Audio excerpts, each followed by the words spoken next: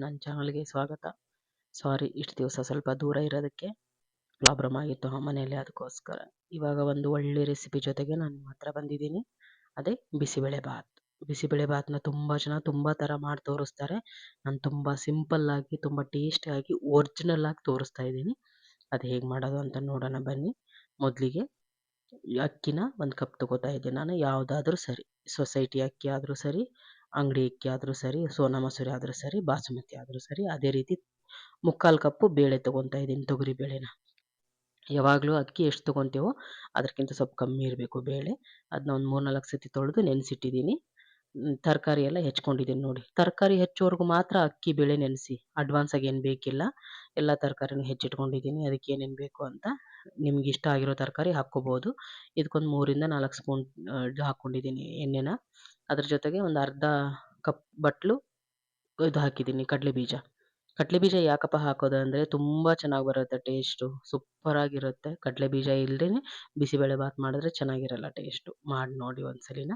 ಅದೇ ರೀತಿ ಸಾಸಿವೆ, 1 ಟೀ ಸ್ಪೂನಷ್ಟು ಸಾಸಿವೆ, 1 ಟೀ ಸ್ಪೂನಷ್ಟು ಜೀರಿಗೆ ಹಾಕೋತಾ ಇದ್ದೀನಿ. ಅದು ಅಷ್ಟೇ ಟೇಸ್ಟು ಘಮ ಎಲ್ಲ ಚೆನ್ನಾಗಿ ಕೊಡುತ್ತೆ ಅಂತ. ಕರಿಬೇವು ಒಂದು 2 ಎಸಳಷ್ಟು ಕರಿಬೇವು. ಇದೊಂದು 4ರಷ್ಟು ಟೇಸ್ಟ್ಗೋಸ್ಕರ. ನೀವು ಇದನ್ನು ಮಿಕ್ಸಿಗೆ ಹಾಕಿನೂ ಹಾಕ್ಕೋಬೋದು ಪೇಸ್ಟು, ಇಲ್ಲ ಕಟ್ ಮಾಡಾದರೂ ಹಾಕ್ಕೋಬೋದು. ಸ್ವಲ್ಪ ದಪ್ಪ ದಪ್ಪ ಇರಲಿ, ತರಕಾರಿ ಆಗಲಿ, ಈರುಳ್ಳಿ ಆಗಲಿ, ಟೊಮೆಟೊ ಆಗಲಿ. ನಾನಿಲ್ಲಿ 1 ಈರುಳ್ಳಿನ ಮೀಡಿಯಮ್ ಸೈಜಾಗಿ ಕಟ್ ಮಾಡಿಕೊಂಡು ಹಾಕಿದ್ದೀನಿ. ಅದ್ರ ಜೊತೆಗೇ ginger garlic paste 1 tea spoon. ನೀವು ಬೇಕಾದರೆ ಮಾಡ್ಕೋಬೋದು. ಹಾಕೊಂಡು ಮಿಕ್ಸ್ ಮಾಡ್ಕೊಳ್ಳಿ ಚೆನ್ನಾಗಿ. ಅದು ಹಸಿ ವಾಸನೆ ಹೋಗೋವರೆಗೂ ಅದನ್ನು ಚೆನ್ನಾಗಿ ಫ್ರೈ ಮಾಡ್ಕೊಳ್ಳಿ. ಸಾಕು ಅಷ್ಟೇ, 1 ಟೀ ಸ್ಪೂನ್ ಹಾಕಿದ್ರೆ ಮಸ್ತಾಗುತ್ತೆ, ಅಷ್ಟೇ ಸಾಕು. ಅದ್ರ ಜೊತೆಗೇ ಒಂದು ಮೀಡಿಯಮ್ ಸೈಜ್ ಟೊಮೆಟೊನ ಕಟ್ ಮಾಡಿ ಹಾಕ್ಕೊಳ್ಳಿ.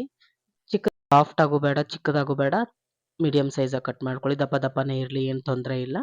ಅದು ಅಷ್ಟು ಹಾಕೊಂಡಾದ್ಮೇಲೆ ಅದನ್ನ ಚೆನ್ನಾಗಿ ಮಿಕ್ಸ್ ಮಾಡಿ ಬಾಡಿಸ್ಕೊಳ್ಳಿ ಚೆನ್ನಾಗಿ. ಅದ್ರ ಜೊತೆಗೇ ಟೊಮೆಟೊ ಹಾಕಿದ್ಮೇಲೆ ಆ್ಯಸ್ ಯೂಶುವಲ್ ನಾವು ಇದನ್ನ ಹಾಕಲೇಬೇಕು, ಉಪ್ಪು. ಯಾಕಂದರೆ ಚೆನ್ನಾಗಿ ಕುಕ್ ಆಗಲಿ ಅಂತ. ಇದಕ್ಕೆ ಅರಿಶಿನ ಒಂದೇ ಒಂದು ಚಿಟಿಕೆ ಹಾಕಿ, ಜಾಸ್ತಿ ಬೇಡ. ಖಾರದ ಪುಡಿ, ಕೆಂಪು ಖಾರದ ಪುಡಿನೂ ಹಾಕಿ. ಹಸಿಮೆಣ್ಸಿನ್ಕಾಯಿ ಹಾಕಿದ್ದೀವಿ ರುಚಿಗೋಸ್ಕರ. 2 ಟೀ ಸ್ಪೂನು ಕೊರಿಯಾಂಡರ್ ಪೌಡರ್ ಹಾಕೋಣ. ಅದು ಕೊತ್ತಂಬರಿ ಎಲ್ಲ ಹಾಕ್ತೀವಿ, ಆದರೂ ಸ್ವಲ್ಪ ಇದೆಲ್ಲ ಮಸಾಲೆ ಇದ್ದರೆ ತುಂಬ ಚೆನ್ನಾಗಿ ಬರುತ್ತೆ ಟೇಸ್ಟು, ಅಷ್ಟೇ ರುಚಿಯಾಗಿ ಬರುತ್ತೆ. ಅದಕ್ಕೋಸ್ಕರನೇ ಇದನ್ನೆಲ್ಲ ಹಾಕ್ಕೊಂಡು ಚೆನ್ನಾಗಿ ಒಂದ್ಸತಿ ಮಿಕ್ಸ್ ಮಾಡ್ಕೊಳ್ಳಿ. ಟೊಮೆಟೊ, ಈರುಳ್ಳಿ ಎಲ್ಲ ಸಾಫ್ಟ್ ಆಗಲಿ. ಅದಾದ ನಂತರ ಬಿಸಿಬೇಳೆ ಬಾತ್ ಪೌಡ್ರ್ ಹಾಕ್ಕೊಳ್ಳೋಣ. ಅಂಗಡೀಲಿ ಸಿಗೋದೇ ಹಾಕ್ಕೊಂಡಿದ್ದೀನಿ ನಾನು, ಮನೇಲಿ ಗಿನೇಲಿ ತಯಾರಿಸಿರೋದೇನಿಲ್ಲ. ಅಂಗಡೀಲಿ ಸಿಗೋದೇ ಬಿಸಿಬೇಳೆ MTR ಕಂಪ್ನಿದು. ತುಂಬ ಚೆನ್ನಾಗಿ ಬರುತ್ತೆ ಟೇಸ್ಟು. ಅದೊಂದು 3-4 ಟೀ ಸ್ಪೂನ್ ಹಾಕ್ಕೊಂಡ್ರೆ ಸಾಕು. ನಾವು ಯಾವ ಅಳತೆಯಲ್ಲಿ ಮಾಡ್ತಾ ಇದ್ದೀವಿ ಆ ಅಳತೆಯಲ್ಲಿ. ಇಲ್ಲಿ ನೋಡಿ, ಎಲ್ಲ ಥರದ ತರಕಾರಿನ ನಾನು ಕಟ್ ಮಾಡಿ ಇಟ್ಕೊಂಡಿದ್ದೀನಿ ಮೀಡಿಯಮ್ ಸೈಜಲ್ಲಿ. ಕ್ಯಾರೆಟು, ಬೀನ್ಸು, ಬಟಾಣಿ, ಆಲೂಗಡ್ಡೆ ನಾನು ಹಾಕಿಲ್ಲ. ನಮಗೆ ಸ್ವಲ್ಪ ಆಲೂಗಡ್ಡೆ ಅಂದರೆ ಇಷ್ಟ ಇಲ್ಲ, ಹಿಂಗಾಗಿ ನಾನು ಹಾಕಿಲ್ಲ. ನಿಮ್ಗೆ ಇಷ್ಟ ಇದ್ದರೆ ನೀವು ಹಾಕ್ಕೋಬೋದು. ನೂಲ್ಕೋಲು ಹಾಕ್ಕೋಬೋದು, ಸೋಯಾ ಚಂಕ್ಸು ಹಾಕ್ಕೋಬೋದು. ಆಮೇಲೆ ಸಾಂಬಾರು ಈರುಳ್ಳಿ ಬರುತ್ತಲ್ಲ, ಅದನ್ನು ಹಾಕಿ ಮಾಡಿದ್ರೆ ಇನ್ನೂ ಚೆನ್ನಾಗಿ ಬರುತ್ತೆ ನೋಡಿ. ಅದ್ರ ಜೊತೆಗೆ ಒಂದು ಸ್ವಲ್ಪ ಬೆಲ್ಲ, 1 ಟೀ ಸ್ಪೂನಷ್ಟು ಬೆಲ್ಲ. ಯಾಕಪ್ಪ ಅಂತಂದರೆ ಇದು ರುಚಿನೇ ಬೇರೆ ಥರ ಕೊಡುತ್ತೆ ಬೆಲ್ಲ ಹಾಕೋದ್ರಿಂದ. ಅದಕ್ಕೋಸ್ಕರ ತುಂಬ ಜನ ಇದನ್ನ ಈ ಸೌತ್ ಇಂಡಿಯನ್ಸ್ ಜಾಗದಲ್ಲಿ ಸಾಂಬಾರ್ ರೈಸು ಅಂತಲೂ ಕರೀತಾರೆ ಇದನ್ನ. ಸೊ ಬಿಸಿಬೇಳೆ ಬಾತ್ ಅನ್ನಲ್ಲ. ಅದಕ್ಕೋಸ್ಕರ ಸ್ವಲ್ಪ ಬೆಲ್ಲ ಹಾಕೊಂಡ್ರೆ ಟೇಸ್ಟ್ ಚೆನ್ನಾಗಿ ಕೊಡುತ್ತೆ ಅಂತ. ನೀರು ನೋಡಿ, ಇವಾಗ ನಾವು ಅನ್ನಕ್ಕೆ ಹಾಕಬೇಕಾದ್ರೆ 1:2 ಹಾಕ್ತೀವಿ. ಅಂದರೆ 1 ಕಪ್ ರೈಸ್‌ಗೆ 2 ಕಪ್ ನೀರು ಹಾಕ್ತೀವಿ. ಇದಕ್ಕೆ ತ್ರಿಬ್ಬಲ್ ಹಾಕಬೇಕು. ಬೇಕಾಗುತ್ತೆ. ಯಾಕಪ್ಪ ಅಂತಂದರೆ ಇದು ಸ್ವಲ್ಪ ಲಿಕ್ವಿಡ್ ಥರ ಬರುತ್ತೆ. ಅದಕ್ಕೋಸ್ಕರ ನಾವು ನೀರು ಕರೆಕ್ಟಾಗಿ ಹಾಕ್ಬಿಟ್ರೆ ಪುಲಾವ್ ಆಗೋಗ್ಬಿಡುತ್ತೆ. ಹಿಂಗಾಗಿ ನೀರು ಸ್ವಲ್ಪ ಎಕ್ಸ್ಟ್ರಾ ಹಾಕ್ಕೊಂಡ್ರೆ ಏನೂ ತೊಂದರೆ ಇಲ್ಲ. ಇವಾಗ ಅದನ್ನೆಲ್ಲ ಚೆನ್ನಾಗಿ ಮಿಕ್ಸ್ ಮಾಡಿಕೊಂಡು, ಇವಾಗ ನೋಡಿ ನೆನೆಸಿಟ್ಟಿರೋ ಅಕ್ಕಿ ಬೇಳೆನ ಹಾಕ್ತಾ ಇದ್ದೀನಿ ನಾನು. ತುಂಬ ಹೊತ್ತು ನೆನೆಸಿಡಬೇಕು ಆ ಥರ ಏನು ಸೀನಿಲ್ಲ. ಫಸ್ಟ್ ಅಕ್ಕಿ ಬೇಳೆ ತೊಳೆದು ನೆನೆಸಿಟ್ಬಿಡಿ. ಆಮೇಲೆ ನೀವು ತರಕಾರಿ, ಈರುಳ್ಳಿ ಎಲ್ಲ ಹೆಚ್ಕೊಳಕ್ಕೆ ಸ್ಟಾರ್ಟ್ ಮಾಡೋ ಅಷ್ಟೊತ್ತಿಗೆ ಅಷ್ಟು ನೆನೆದ್ರೆ ಸಾಕು. ಎಲ್ಲ ಮಿಕ್ಸ್ ಮಾಡಿ ಚೆನ್ನಾಗಿ ಒಂದ್ಸತಿ ಟೇಸ್ಟ್ ನೋಡಿಕೊಂಡು ವಿಸಿಲ್‌ನ ಕುಕ್ಕರ್‌ನ ಕ್ಲೋಸ್ ಮಾಡ್ಬಿಡಿ. ಕ್ಲೋಸ್ ಮಾಡಿ ಒಂದು 3-4 ವಿಸಿಲ್ ಸಾಕು ಅಷ್ಟೇ.